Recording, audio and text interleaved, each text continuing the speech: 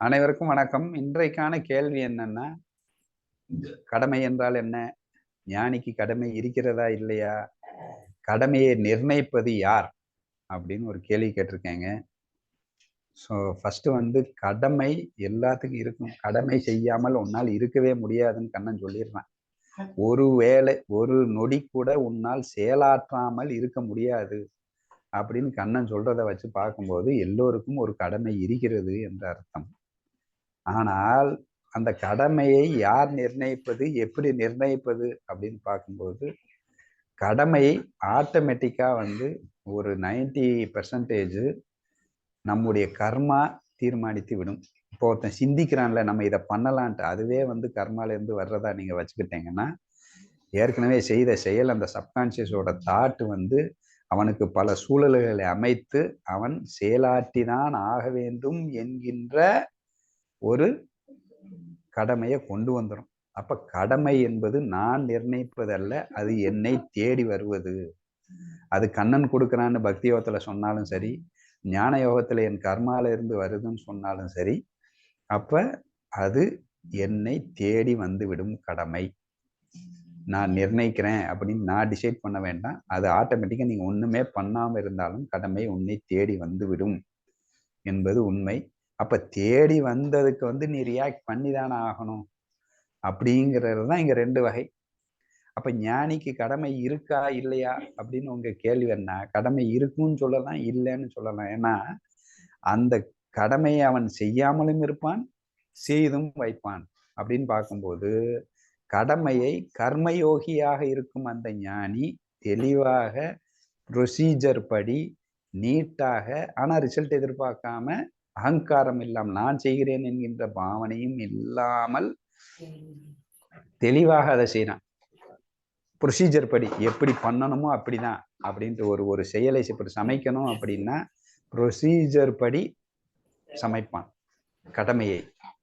அந்த அளவுக்கு கடமையை ப்ராப்பரா பண்ணுவான். எப்படி ப்ராப்பரா பண்ணுவான் அப்படின்னா, சமைக்கணும் அப்படின்னா ஃபர்ஸ்ட் காய்கறி வாங்கணும், அடுப்புல ஃபர்ஸ்ட் எதை வைக்கணும், எதை தாளிக்கணும், ப்ரொசீஜர் படி நீட்டா என்னென்ன அளவு எந்தெந்த சிஸ்டத்துல அப்படின்னு சொல்லிட்டு பக்காவா ஒரு செஃப், ஸ்டார் ஹோட்டல் செஃப் பண்ணா எப்படி ஒரு ப்ரொசீஜரை ஃபாலோ பண்ணுவாரோ அப்படி மிக அருமையான ஒரு ப்ரொசீஜரை ஃபாலோ பண்ணிட்டு அந்த கடமையை செய்து கொண்டிருப்பான்.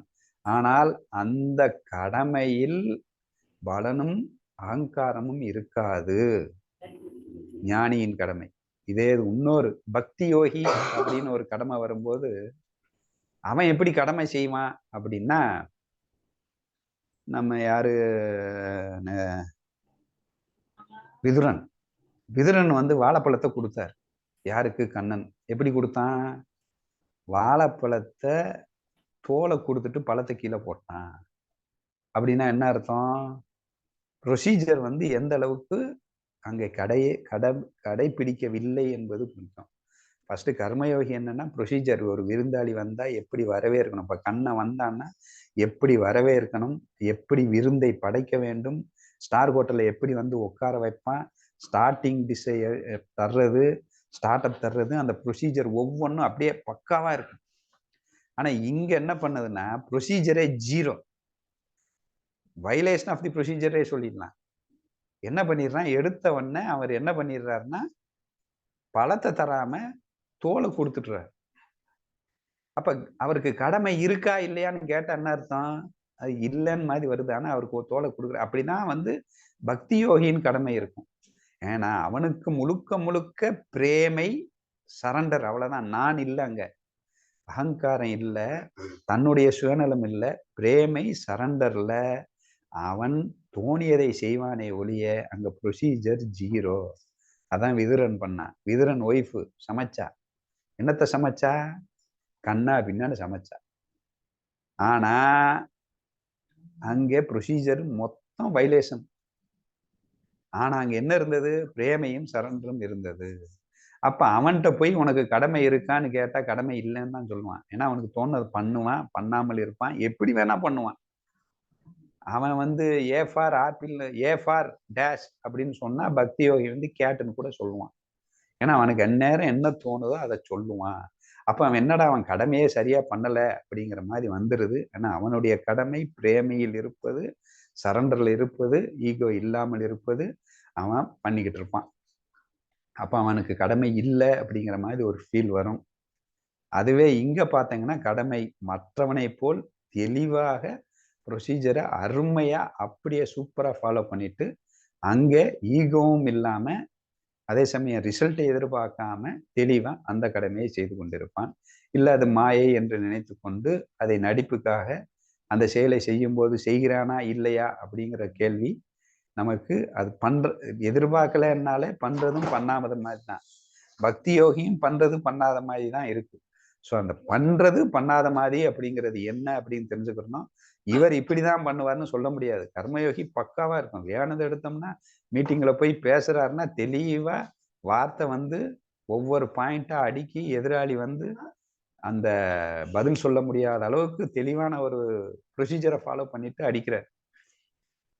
இதே ஒரே பக்தி யோகி போனோம்னா விட்டலா விட்டலான்னு சொல்லிட்டு உளறிட்டு கூட அவன் வரலாம். அப்படி உளர்னாலும் அதுவும் கடமைதான், இதுவும் கடமைதான், ரெண்டும் ஒண்ணுதான். ஏன்னா அப்ப வந்து விதுரன் கொடுத்த தோலும் வாழைப்பழமாக மாறிவிடுகிறது.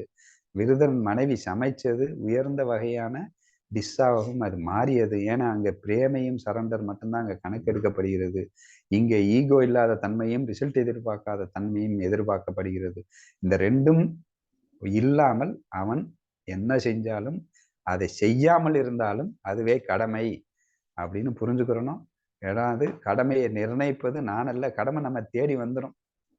தேடி வந்ததுக்கு சூப்பரா பக்தி யோகத்திலேயோ இல்ல கர்ம யோகத்திலேயோ இல்ல ஞான யோகத்திலேயோ தெளிவா நீங்க ரியாக்ட் பண்ணிட்டு போயிட்டீங்கன்னா அதுதான் கடமை எனப்படுகிறது. ஸோ இதுதான் என்னுடைய ஆன்சர்.